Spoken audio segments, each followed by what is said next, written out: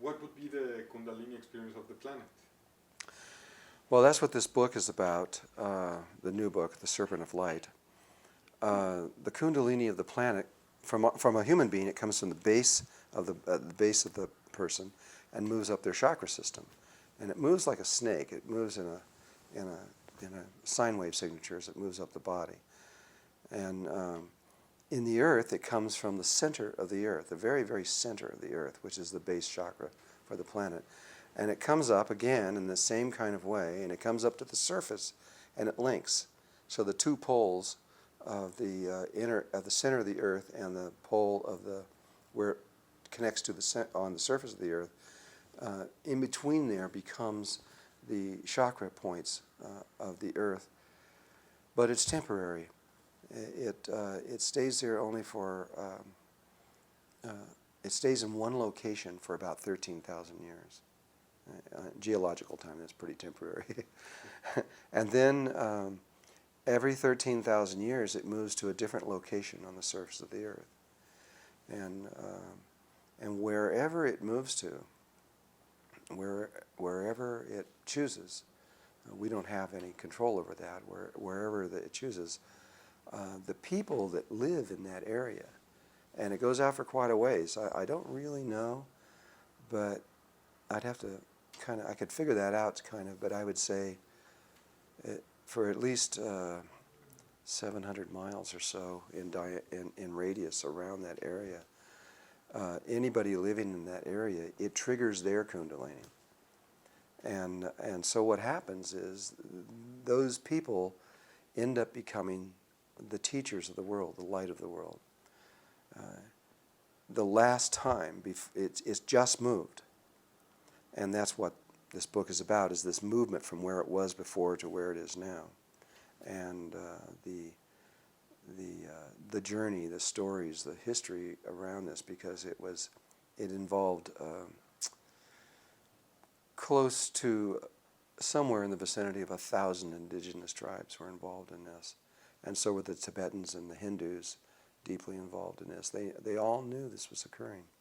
And everybody just kept quiet and never said a word. It's incredible. Now that it is moved, and it's no longer where it was and where it is now, it's okay to talk about it now.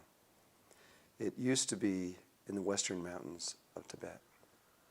And that is, and the Serpent of Light is the light of the world.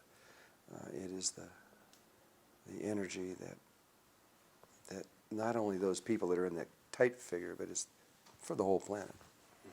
It affects everyone, and so that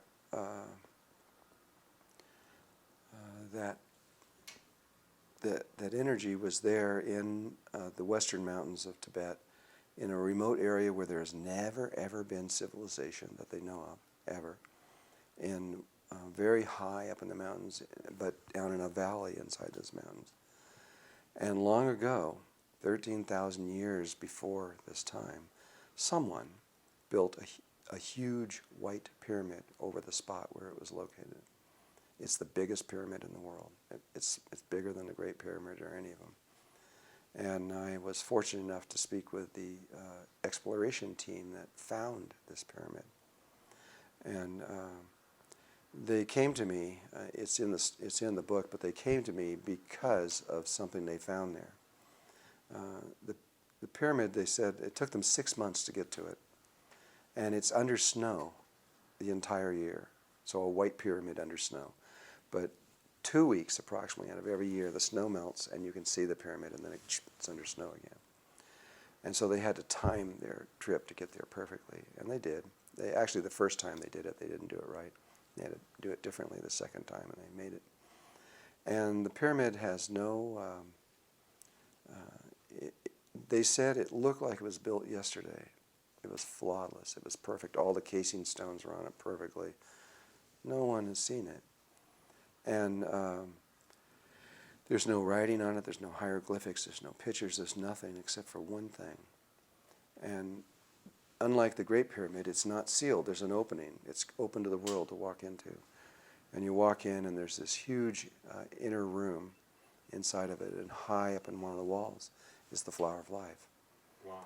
And it's the only thing that's on there. And so since I was teaching about that, that's what they said, what does this mean? And why is that in there? You know, and that began, that's how this, the Serpent of Light story began. That was way back in 85 or 86, some back in there.